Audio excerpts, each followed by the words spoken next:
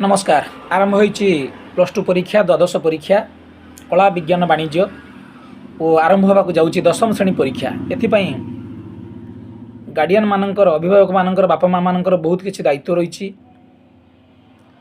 जमीक कि पिला परीक्षा देवाई गला बेले तार मनरे आघात होला भाया कौन काम करेंगे ना, कौन कथा कहे ना। पिला मनरे गोटे कथा सब आम पशेगा चेष्टा करवा जे जहाँ पढ़ाई तुम जहाँ पढ़ीच प्रश्न से आसब निश्चय आसब। यही एक सकारात्मक दिग प्रति आम ध्यान देवा, कारण अनेक समय किसी किसी त्रुटि देखा जाए जहाँ पिलार सूक्ष्म मानसिकतार एक प्रभाव पड़ाए, असुविधा हुए। तेणु आम चेष्टा करवा पिला को पॉजिटिव कथबार्ता करवा, ताको कहवा जे ना परीक्षा क्वेश्चन बहुत भल पड़ो, तू जोटा पढ़ीचु तुम्हें जोटा पढ़ीच सेटा ही क्वेश्चन आसी एवं भय मानसिकता को आम रखा ना, कारण परीक्षार जिते आम भय करवा पाठ गुड़िक सहित विस्मरण हो भूली भूली हो। तेणु आदु व्यतिव्यस्तता करवानी पिला छानिया मानिया करवानी, जमीक कि ए परीक्षा आसलानी एटा हलानी सेटा हलानी एमती कर सेमती कर सेमती कर बेसी माने ये हो गले हरियप हो गले से मैंने पिला माने व्यतिव्यस्त हो पड़े कौन हम से सूक्ष्म मानसिकतार आघात भी हम एवं से पाठ गुड़िक भूली हो जावर अधिक संभावना अच्छी। तेणु आम पिला प्रोत्साहित करवा जे तुम जड़े भल पिला, तुम वर्ष जाक भल प्रिपारेसन करिच, भल पढ़ीच, तुम पाखे भल तुम भल पाठरे अंक भल करिच, गणित भल करिच, आमर विज्ञान भल करिच, साहित्य भल करिच, इंग्राजी भल करिच, विभिन्न विषय तुम भल करिच। तेणु परीक्षा मध्य भल हम। यही एक भावना मन भितर आम आनिबा।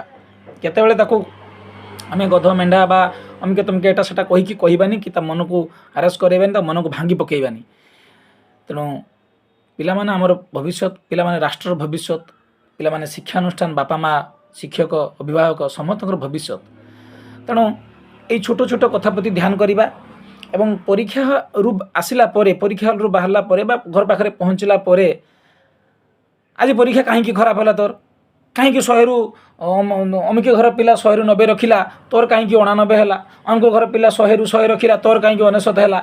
ए प्रकार कहवा ना, आमे कहवा तोर परीक्षा बहुत भल होईची, आसंता काले जो विषय अच्छी द्वितीय विषय बा तृतीय विषय पई तमे भल भाव में पढ़ापढ़ी कर, भल कि प्रिपारेसन कर।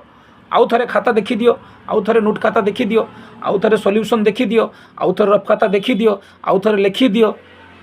तेणु ये जो छोट छोट दिग प्रति आमे ध्यान देवा दरकार, विशेषकर बापा माँ माने एवं पिलांको मनरे आघात होला भली कौनसी भी कथा कहवा ना, सेमानंकु माने अडुआଳରେ आउ एमती किसी कहबानी जे से ता घर पिला कला आम पिला परा करू करू नहीं, तांको घर पिला परा कला आम घर पिला परा से किसी करि पारि नहीं, तांको घर पिला परा एमती कला आम घर पिला करि पारि नहीं।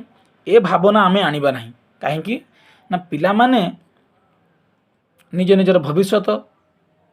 तेणु ये पाठ ताको मनरे केते मात्रा जुड़ी से वर्ष जाक जहाँ से माने भावना नहीं जी मैंने चिंता चेतना करी पढ़ी अभ्यास कर लिखिं मनन कर चिंतन कर मन भी अच्छी तार परिप्रकाश से करेंगे 2 घंटा 2.5 घंटा 3 घंटा विभिन्न विभिन्न परीक्षा विभिन्न प्रकार अच्छी। तेणु तार पुणी सब्जेक्टिव ऑब्जेक्टिव अच्छी। तेणु आम से प्रति आदु कहीं व्यतिव्यस्त हवा ना, पिला को व्यतिव्यस्त करवानी, पिला मन भितर गोटे भल भावना आनिबार चेष्टा करवा, सहित बंधु भली व्यवहार करवा। केतेबेले तांको एटा सेटा कही गाली देवा, पिटा मरा करवा, आघात करवा, शारीरिक भाव में मानसिक भाव में आ तुलनात्मक कथा कहवा, आमके घर पिला एमती कला आमके घर एमती करवा नहीं। पिला मानकु जगिबा एवं जदि केतेबेले भी पिला मानकर परीक्षा केतेबेले कौन त्रुटि हो जाउची, असुविधा हो जाउची, कोटी कौन खराब हो जावर संभावना ता भीतर एक मानसिक भय रहउची, तापरे भय पर से बहुत किसी भूल पदक्षेप नहीं नउची। ताकू हेतिपई आमे निज दृष्टि रखिबा, तांको पाखरे रहिबा, तांको घरे बसिबा, कथा टिके हबा, तांको मनरे थिबा कथाटा को हल्का करिया को चेष्टा करिबा जे परीक्षा जहाँ हो जाइए आसंता क्लास परीक्षा तुम भल हम, तुम आज पढ़ापढ़ी कर, भांगी पड़ार ना। यही गोटे भल दिग प्रति आम ध्यान देवा दरकार।